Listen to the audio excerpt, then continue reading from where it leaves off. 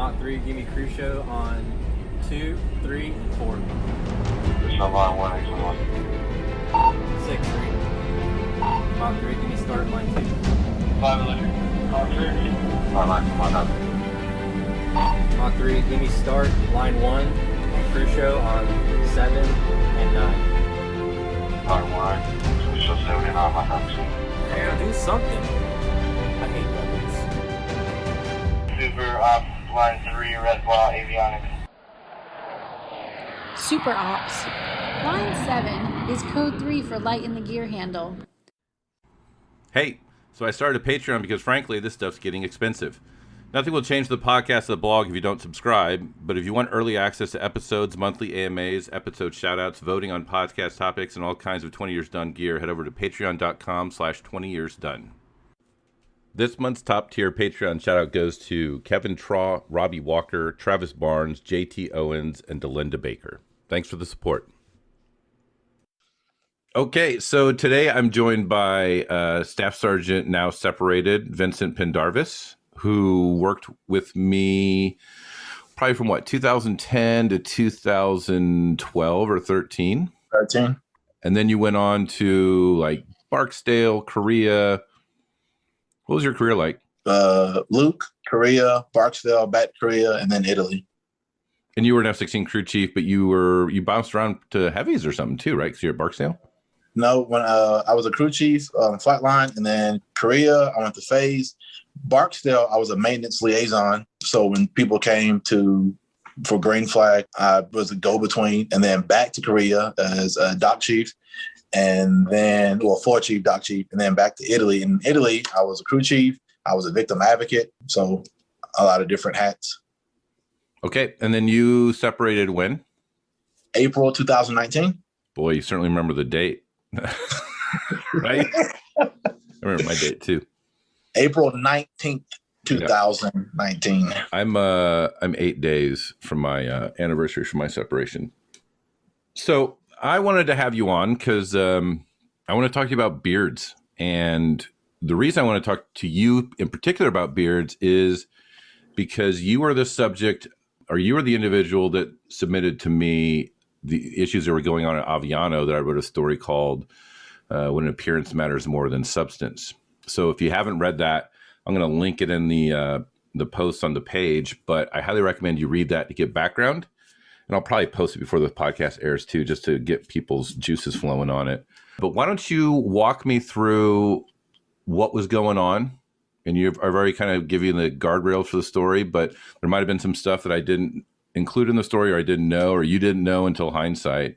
But I guess tell me what was going on. While in Italy and at other bases, if you have a shaving waiver, there's always periodic reviews, right? Where somebody kind of gets a wild hair and they want to start making sure that all these people who look like they have shaving waivers have shaving waivers. And it happens almost twice a year, just especially if leadership changes, right? It's one of the things they do. Make sure all the people with facial hair, with beards, have shaving waivers. And it was right around that time, and they came down, they said, hey, we have the Air Force is going in a different direction. We don't have anything yet, but we're coming down to check out shaving waivers, make sure your shaving waiver is up to date, make sure you're following it and all these things. And for the majority of people who have shaving waivers, it's something we're used to, but it's still a hassle, So you make another appointment, you miss more time out of work, people get upset, your doctor looks at you and he goes, yep, here's your waiver. Or what I had to deal with at a lot of different bases, he goes, well, I need you to shave again so I can make sure you really need one. I got tired of doing that, so I started carrying pictures on my phone, and I had them put MFR, so, hey, I don't have to shave anymore. Well, an email came down, and the email said, hey, if you got a shaving waiver, bring them to work, we need to check them out. No muss, no fuss, I didn't think anything of it. A few days later, an airman came up to me, a senior airman, and he goes, hey, Staff Sergeant, did you see the email about the shaving waivers? I'm concerned. And I reassure him, hey, don't worry about it. You just show your paper and it goes away. And he looks confused. And I said, what's wrong? He goes, I don't think you got the email that I got. Okay, well, let me see it. And he forwards it to me. And I read it. And it starts off like most emails, hey, and that email was sent from my chief, the chief of the unit. And it said, hey, we're coming now, we're checking shaver waivers, make sure you want to have them, which seems normal. But then under that, there was another mention, and that said specifically that with the new restrictions and rules coming with shaving waivers, potentially the people who have them being discharged, we can get back to the good old Air Force. And that's the part that I took issue with, because if we go to the history, what's the good old Air Force? And if we're speaking about people without shaving waivers, if you get that demographic, all different ethnicities have them, but majority of them. Let's back up a little bit. What you're saying, I'm not seeing in the email that I had. Was that in an email or was that in a commander's call or something? No, that was part of the email. Okay. And if I didn't forward you that, that was my mistake. But yeah, the original. And what happened was that chief sent the email down to the section heads, and they then sent their own email down to us. So I was able to track that. I went to the other units. I went to weapons. I went to specs, and everybody had a different email from their flight chief. Right. But all the flight chiefs got that one email from the chief. He sent that to the unit. So I was able to put these emails beside each other and see when the verbiage started changing. And the email that I got, everything was above board. But the original email that the chief sent out, and the chief came from my unit and he left the unit. He was now AMXS chief. So when he sent it to the unit, basically his unit, he came from that unit. And throughout his career, he'd been back to that unit, which is why we call it his unit, because he calls it, this is my unit. I was here as an airman, as an NCO, as a chief, But yeah, that email in the bottom of that, it said that now that the new restrictions are coming involving shaving waivers and that those people with them may be asked to shave or exit, we will get back to the good old Air Force. So that's a pretty broad statement, and I can probably imagine what it means, but it's probably just vague enough that it doesn't necessarily mean that, right? Of course, you can argue both ways. No, what I'm saying is I know what it means, but it doesn't come right out and say it, which means it's an out, right? So you took that, and I'm probably paraphrasing, you took that as this chief was specifically going to go through all of the people with shaving waivers to lean on them to either shave and magically get better, or there's a veiled threat that we're going to separate you from the Air Force under new sort of criteria for MEB or whatever, right? Yes. And obviously it's anecdotal. What percentage of the people on shaving waivers in your unit? I mean, you probably didn't know all of them, but you probably had a good idea, especially when all this stuff was circulating around, because you guys probably talked about what to do or what's going on or your experience, especially when you're talking about that senior airman coming up to you. I can tell you this. I worked on every shift at my unit, and because of my different positions at my unit, I had to go to the different sections. I knew almost everybody. And at that time, there were no Caucasian people with shaving waivers. Most of them were Black. There were a few Hispanics, but there were absolutely no white people with shaving waivers. Okay, so let's shift gears a little bit. Do you think the average white person or the average white NCO understands PFB or pseudofolliculitis barbae? No, I don't think they do. And I say that for two reasons. The people like myself who have it, if they don't research, they don't talk to the doctor, they don't exactly understand why they have it. All they know is when I shave, I get these bumps, and how bad it is can, differ depending on, the day or when I shave.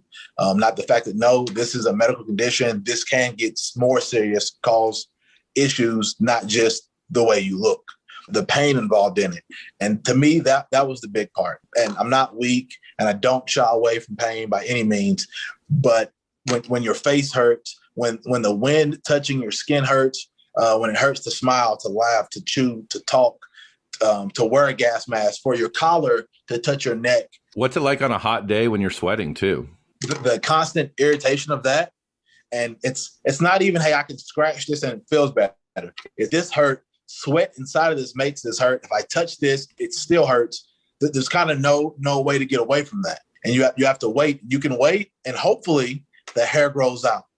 In my case, that's not what happens. The hair in mine will stay under the skin until somebody comes and cuts it and pulls that hair out. And throughout my career, I've had different people had to do that for me. I'm talking hours, pulling hairs out of my face or going under them with tweezers and not pulling it out, but kind of flipping the tweezer up so one end pulls out. Yep. So the hair can grow out. Even now, I haven't shaved in over 3 years, and I still have scars on my face under my facial hair, scars that will never go away from shaving. So when you were going up for BTZ, I think I don't know if I was your like head flight chief, but I was a flight chief, right? Yeah, Sergeant Stocktomo was the head flight chief, I believe. And I was the assistant. Oops. Right? You're good. Yeah. The general rule is you don't say any names of people who did bad things, and as far as I know, we're not going to badmouth Stocktomo, right? He was just right. He was just a flight chief. You can say his name. I mean, technically, I feel like we're about to badmouth me, and that's the point. And you can say my name too, and I'm admitting to it, right? So I came up to you maybe a day or two before the BTZ board, right? Yep. And what did I ask you?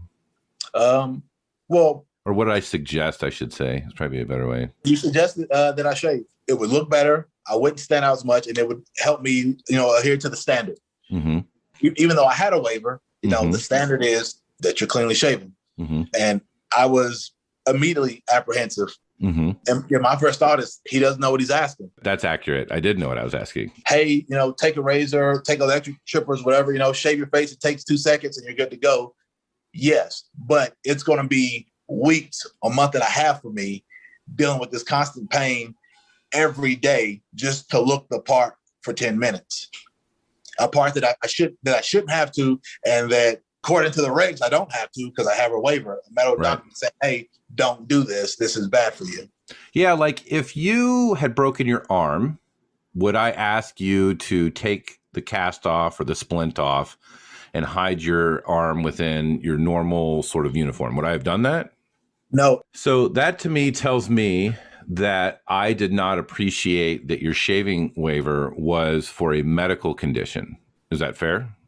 I believe so. Yeah, I agree. Like that was, like logically, I would think I would be able to, and I suspect I was probably under, assumptions and cultural norms in the Air Force where, I think I had good intent for you because I wanted you to do well on the board, but I was completely missing what this waiver was, what its effects were if you were to ignore it. And then also I was really missing what is the value of shaving?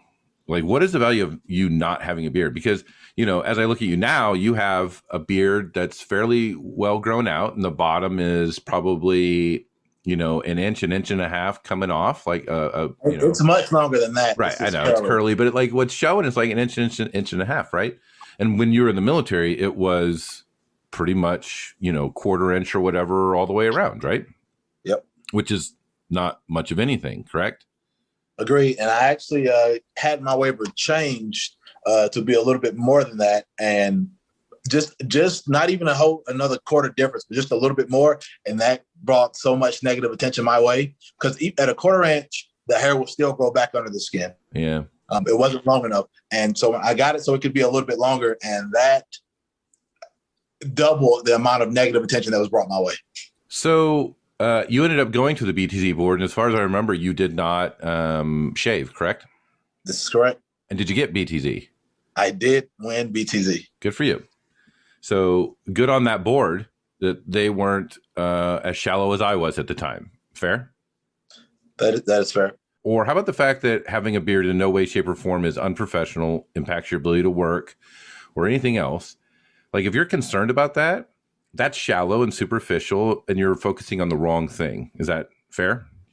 That is fair, but I believe that's the norms of the Air Force were silently but constantly pushed. So that would be, hey, a lot of things are shut up in color. This is going to be one of them, and we can get behind it because majority of people already shave. I think that's fair. Well, I would say not the majority of things are shut up in color. I would say everything's shut up in color. It's the military, right? This is true. There were many times that you did not shut up in color. There was many times that I didn't shut up in color, but we faced repercussions for that, correct? Yes, sir. Okay. So shut up in color is the absolute norm. And if you deviate from that, then it gets a little bit hinky. So I guess the question is, so since you separated, have you worked aircraft maintenance since you separated from the military? I have. That's exactly what I did when I got out. 2 days after I separated, I started a new job. I was actually on Luke Air Force Base as a 7-level F-16 mechanic. Working on F-16s, right? Yes, sir. Which is the same airframe you'd worked on previously. The exact same airframe. And were you doing different tasks in this new contractor position, or were you doing the same tasks you were pretty much doing in the Air Force? I was doing the same task that I'd done for the previous 9.5 years in the Air Force. And you were growing a longer beard, I assume, as you separated, correct? Yes. And did that prevent you from doing your job? Not at all. Were there other people at that job who also had beards? Almost everybody I worked with. And were they able to do their jobs? They all did their jobs, be it whether they 7-level, whether they're running jets, changing tires, pulling engines, doing diagnostic reads. Everybody functioned the same way with facial hair. So it seems to me, because I worked in the same place, and I distinctly remember I wore my sunglasses indoors. I had a beard. I kept my hands in my pockets, and I didn't wear a hat. And none of those things managed to interfere with my ability to do my job. So it seems to me, of those things, the hands in the pockets and the sunglasses and the hat, none of those involve a medical condition, right? So the inconvenience of not having to put my hands in my pockets or taking my sunglasses off or wearing a hat, forcing me to do those things doesn't cause a detriment to my health, right? Right. If I were you and I was forced to shave, clearly it affects your health, right? This is correct. So there's also an unspoken sort of rule that a lot of African Americans in the military are told. You don't see any chiefs with shaving waivers. You don't see any commanders with shaving waivers. You don't see any generals with shaving waivers. So there's a culture that having a shaving waiver, like, I don't get it personally. Besides the fact that I was dumb and shallow in 2011, right? I clearly get it now, but I don't understand how you having a beard or not having a beard should be a discriminating condition for your fitness to lead people. Can you think of a reason why your beard would stop you from leading people? I don't think there are any grounds for it or anything to suggest that having facial hair, especially a beard, because you can, right? You can have a mustache. So you can have facial hair, just where you can have it at and how much you can have. And there's no way that would affect your ability to be a leader. You don't get, slower, dumber, or anything because you have hair below your lip versus above your lip. I mean, there's lots of ways to have a beard, right? We already kind of talked about the shaving waiver, but also you can get a beard for religious reasons. They have the Slavic countries, the Vikings sort of, there's a culture and ideology around there that service members have used. Certainly Muslims and Sikhs. Certainly Sikhs have been allowed to grow beards. And as far as I know, that doesn't impact their ability to function in their career fields. I think there's also a Christian chaplain that also grew his beard out, citing passages from the Bible. Judaism as well. Yeah. So I guess my question is, if there's all these exceptions to a beard, and all of these people are military professionals, and they're sort of growing a beard within, established parameters, and everybody agrees that they're professional and the beard doesn't take away from that, I don't understand why those standards or that process isn't applied force-wide. I think there are thousands of people, if not more, who feel the same way. And I think there's a lot of times as a military, we act after the fact, right? It's a knee-jerk reaction. And I think I would like to see an Air Force that I love, an Air Force fix things when it's a problem, not later. To say, hey, now that we understand and believe that beards don't affect you in a negative way, they don't make your job any worse, we can change it. Instead of years ago, they could have said, hey, clearly, if you can be all these people officers, enlisted, growing these out for religious reasons, still can do your job, you still rate high on the boards, then we already know that there is no problem with having a beard. So I suspect that much like the mustache, because I think we can both agree that the mustache reg is terrible, right? The vertical lines of the mouth is just makes for a really ugly mustache, correct? Agreed. Okay. And why does the military choose the vertical lines of the mouth for the end point of a mustache? The reality is because there's no other reference point on the face that the military can use to determine how far is acceptable. And then it becomes a really subjective thing of what somebody thinks looks good or what somebody else doesn't think looks good. So they pick that because there's no other reference marks on your face they could use. That and the word faddish, right? Yes. Well, that's also very subjective because in order for something to be faddish, it has to be popular. And you yourself had a mustache that was not popular at all.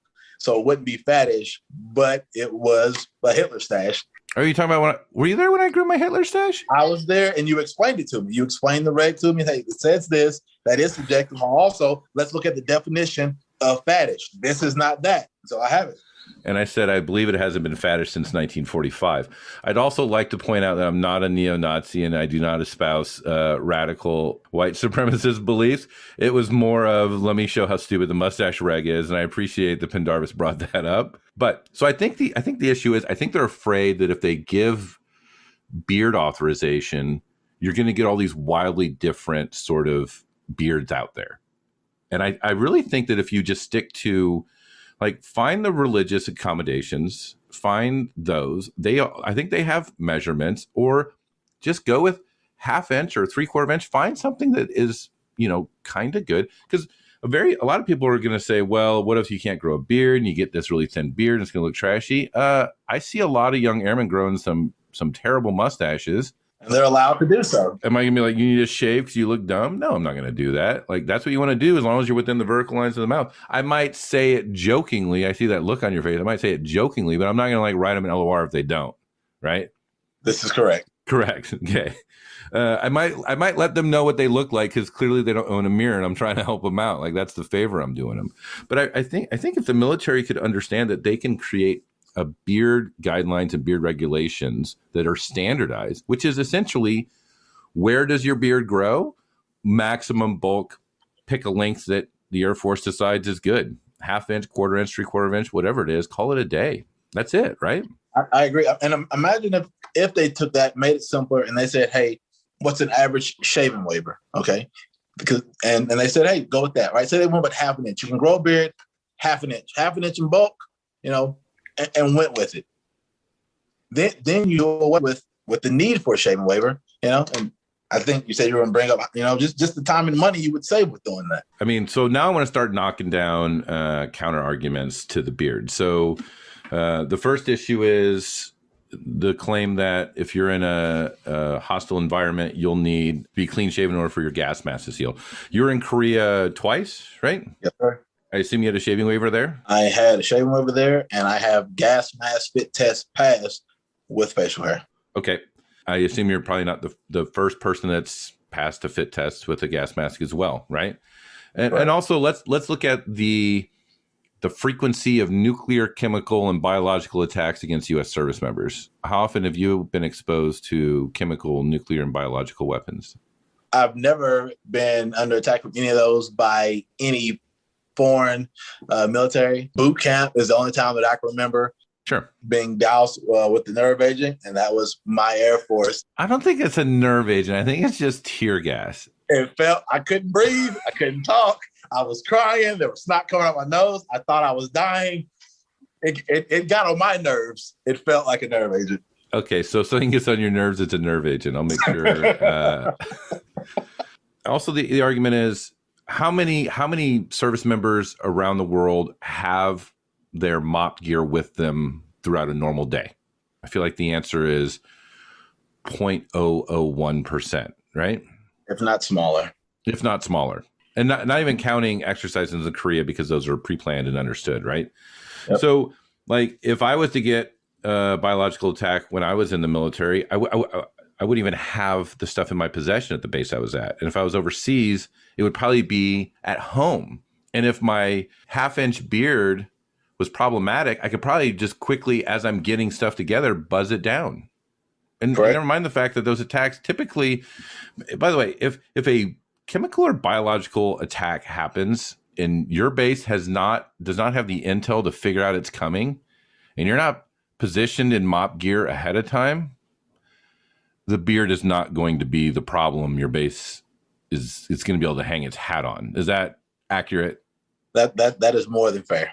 Okay. And so never mind the fact that special forces in, forward operating bases, Afghanistan and Iraq, they grow beards, right? They do. It seems like they're involved in a lot of kinetic activity with the enemy, and yet they're under hostile attack a lot more than we are in Korea or at other bases, and they have facial hair all the time. Yeah, so it seems like the facial hair, the beard is not going to impede a gas mask use. So here's a question, especially since you've separated.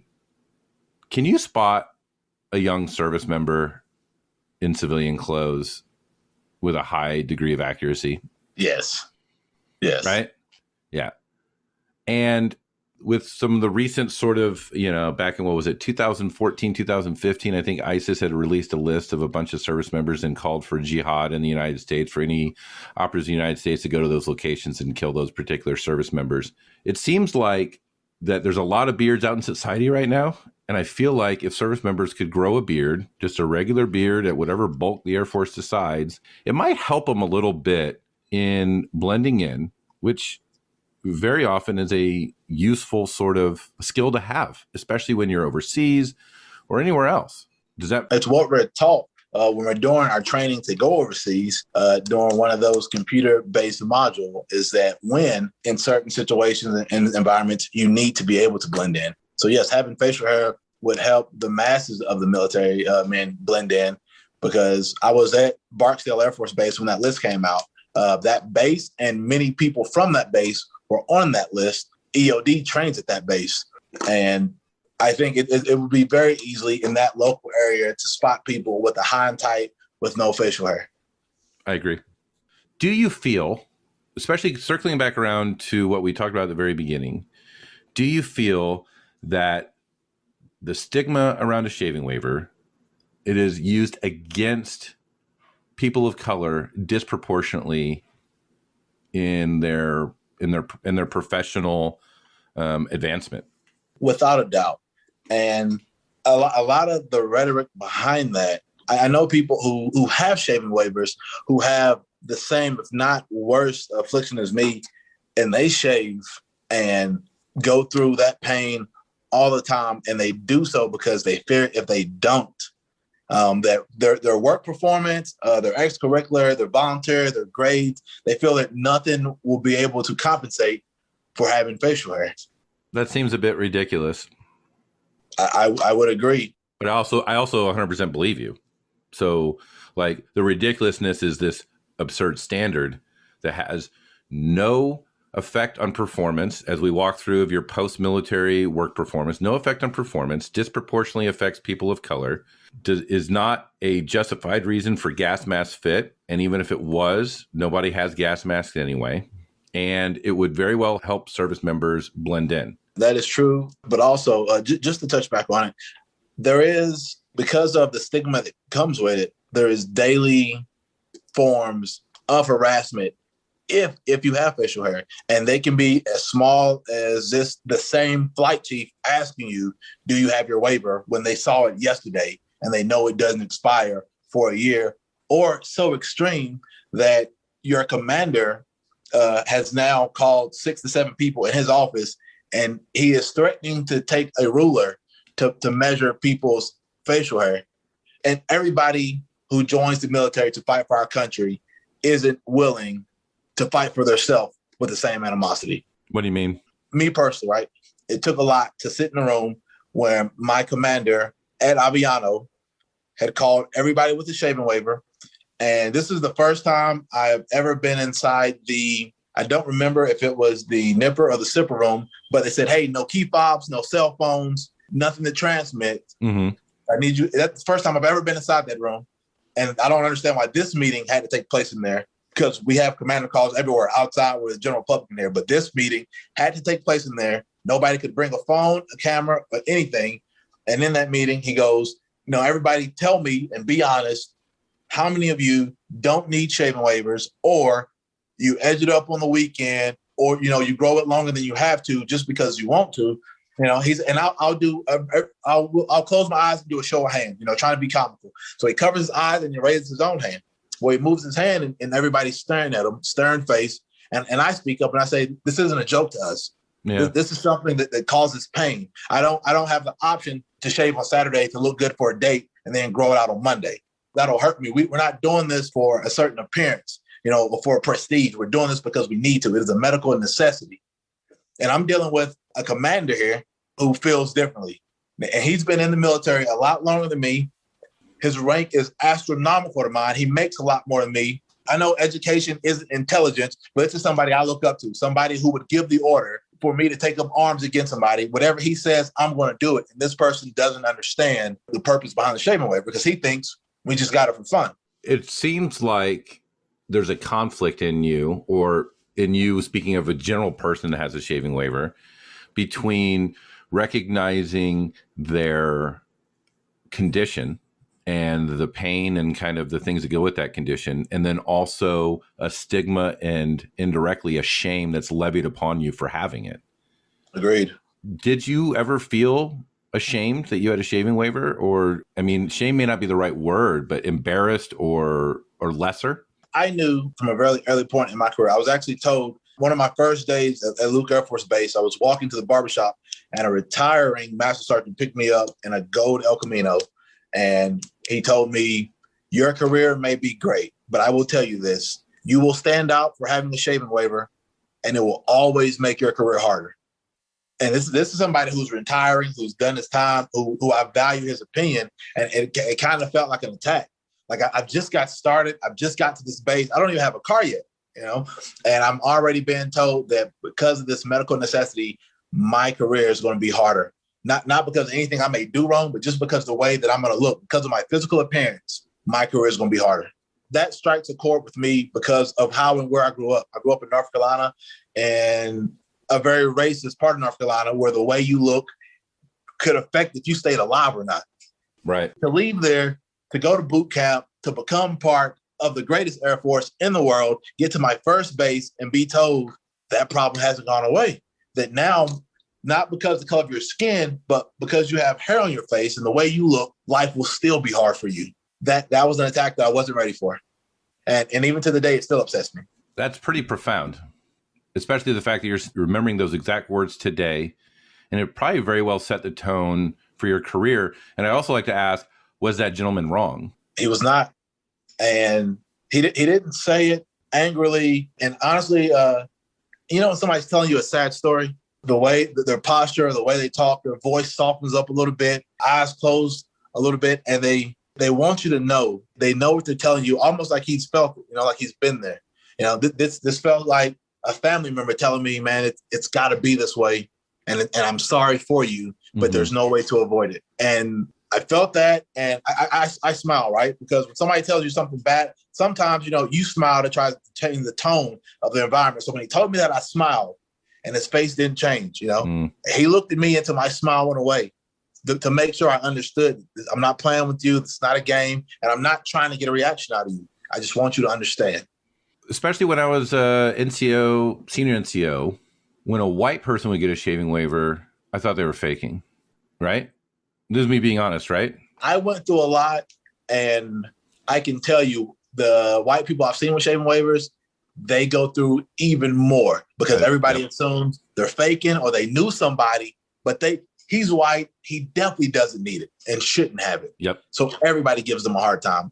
Even other people with shaving waivers give them a hard time. Yeah, so it's almost like this. Your particular demographic has shaving waivers, and you face a lot of career adversity and stereotypes and all these other things going on. I mean, in fairness, I'm stereotyping, but I don't. This is the logical trap that I'm in right now. But when a white person gets a shaving waiver, it is almost universally assumed that they do not have PFB and they're just trying to grow a beard around the rules. And that also may not be the case, right? Correct. Because the reality is they went to a doctor. The doctor evaluated them and deemed that their skin condition required them to grow out their hair in order to help it resolve. And as far as I know, that shaving waiver goes from the doctor to your commander, and the commander has to like do a final blessing on it. So if there's a white guy walking around with a shaving waiver, I can't imagine my hubris to assume and I did. So like I'm admitting to it, my hubris to assume that they had somehow gamed the system. There are two commanders who sign off on shaving waivers, the medical commander and your commander. So two people of much higher rank value and don't deny this medical professional's opinion of your medical diagnosis, and they both sign off on it. And as soon as you go to your unit, the lowest ranking airman will tell you that you don't need it, all the way up to your chief. So I have a question for you, and if you don't want to answer, I'm going to edit out from here forward until it's over. Did you get a VA disability rating for your PFB? I did. Okay. So that's money, right? Agreed. That's money that the VA spends every single month, every single year on your disability that's associated with your military service. Yes, sir. Yeah. Is there anything else I didn't cover? No, but I'll tell you this. It's on the VA side of it. When you see that VA doctor, we'll say for that inspection, and you claim this, and even if you have your profile and he sees your profile, if that doctor doesn't see any damage done, if he says right now you have facial hair and I can't see under that facial hair, so I don't know what's there, you get 0. I literally I met my doctor, and the first one said, yes, you have it. You have this condition, but it doesn't affect you. You get nothing. On the second doctor, I literally had to go there and separate facial hair around my face so she could count scars, because that's how the VA does it. Do you have scars? How does this affect your life? Does this affect your job? And I had to explain it. So yes, here are the scars I have. Here's the pictures. Here's what happens if I do shave. And then I got a rating for it. But initially, it got turned down. It seems like the overarching theme of this conversation of people that have adverse effects from shaving, very often PFB, they're pretty much treated like they're a liar all the time. Is that pretty close to what your experience was? Always being stopped for your shaving waiver, being stopped the next day, having it measured, asking if you trim it up, asking if you're faking, going to the VA, having to prove it. It seems like the whole time you're just treated like a liar all the time. That is the case. The people who value you and trust you enough to work on millions of dollars of aircraft, have people's life in your hand, will look at you with the shaving waiver and automatically assume that you are lying or faking a condition so you don't have to shave. So it seems to me, I can't think of a good way to fix a culture that treats you like a liar if you have a shaving waiver. I mean, if you look at the evidence, you have special forces that have beards. You have people with religious beliefs, they get to have beards. You have people with shaving waivers, they get to have beards. And it seems to me that at this point, you have enough regulations, you have enough guidance, and you can clearly see that shaving, when you have a medical condition, can cause long-term damage and trigger a VA compensation. You don't need to shave to wear a gas mask. Nobody's carrying around a gas mask anyway. Special forces have beards. All these other people have beards. But you're creating a culture where if you have a shaving waiver, you feel like you are being scrutinized and called a liar regularly. And all of this is for a part of you that in no way, shape, or forms affects your ability to perform your job at all. Which means we are placing the appearance of your face at a really high level for no actual benefit at all whatsoever, besides the fact that we just make people feel unwelcome and constantly being attacked and scrutinized. Right? That is correct. All from, an Air Force or a military in a whole that's now moving, to encompass the different people of different variety of everything. And it's something very basic, very simple. People start growing hair on their face, at what age? It's something that is natural. And we've taken that and turned people into liars, into monsters, into malingerers, into fakers. But we can turn around and trust those people to save our lives. We just can't. And the standard disproportionately affects people of color, right? Agreed. And that is something as a whole that the military it's still dealing with. I agree. We as a military, as a people we need to be better before it gets thrown in our face. We need to be smarter. We got a Space Force, but we still have people shaving. Yeah. When it, like, clearly it doesn't have value. Okay, so final question. If you're a chief master on the Air Force or chief of staff of the Air Force or secretary of the Air Force, it doesn't have to be about beards or shaving waivers. It could. But what would you, if you could snap your fingers and something changed in the Air Force, what would you change? I would change two things. All right. And as of right now, we have a zero tolerance policy for any kind of racism. Right. We don't tolerate it. But we do. You know, I would change that to mean zero tolerance. If you do it, you are gone. You know, if you do it, there's proof you're gone. No, hey, did he apologize? No, hey, could it have been misconstrued? And I say that to say I've seen video of it, and those people still in the Air Force. And I think shaving is a big thing, right? I think one, if you change that, right, you save millions of dollars and so much time and just appointments alone. Mm-hmm. You know, now less people are missing work to go over there. And in boot camp, you have to do it twice. When you get to a stateside base, most of the time it's every year. Sometimes they extend that out, but it's constantly happening. And we need people at work. You know, we don't want to fight the mission without people. We tell everybody that if you miss a day, somebody else has to make up for it. But then we force people to miss time for something as simple as a shaving waiver. I would absolutely change it. And it would be so simple that it wouldn't matter. Here is the bulk. Here is the length, just like your hair. This is what it can be. And now it's done. So, you know, I always kind of think, as I said on last week's podcast, I don't think the Air Force or maintenance should be easy, but it shouldn't be any harder than it has to be. And when you look at all the other stuff that we kind of pile on people that doesn't contribute to mission accomplishment, the flybys or the whatever, all the stuff, those paper cuts add up to retention problems. When you get hammered or you're constantly getting nagged or treated like a liar or treated like a malingerer, or you have a commander that's dragging you in and playing games and essentially making fun of you for having a medical condition or the myriad of other things. Individually, those things may not want to make somebody separate from the military, but when you add them all together, it creates a culture that drives people away. And I think if we want to retain good and smart people, we need to start recognizing the things that cause a lot of harm that don't actually create any real benefit for the expense they cause. And I really feel that beards is certainly one of them. That's like the lowest of the low-hanging fruit for fixing. And it seems strange to me that there's so much resistance to it unless there's something underlying that resistance of this is how it's always been, the culture, the heritage, and maybe goes back to what you were saying. Let's get back to how the Air Force used to be. I agree. And it's one of the first things people do when they get out of the military is grow out their facial hair. Yeah. If it's one of the first, if not, you know, you see people and they say, oh, I final out tomorrow, and they absolutely haven't shaved. Yeah. I talked for like a year before my retirement. I was like, I'm going to grow a beard. This is what I'm going to do.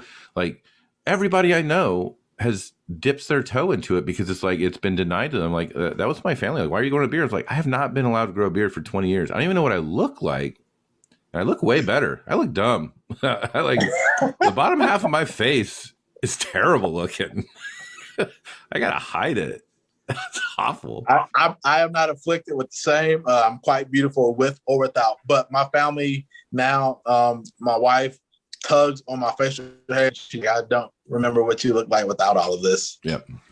Okay. But I was still hot. Make sure that we put that on the broadcast. It's on there. I'm not going to edit out that you have an ego, so don't worry about that. Other than that, thanks for joining me. I appreciate it, and adios.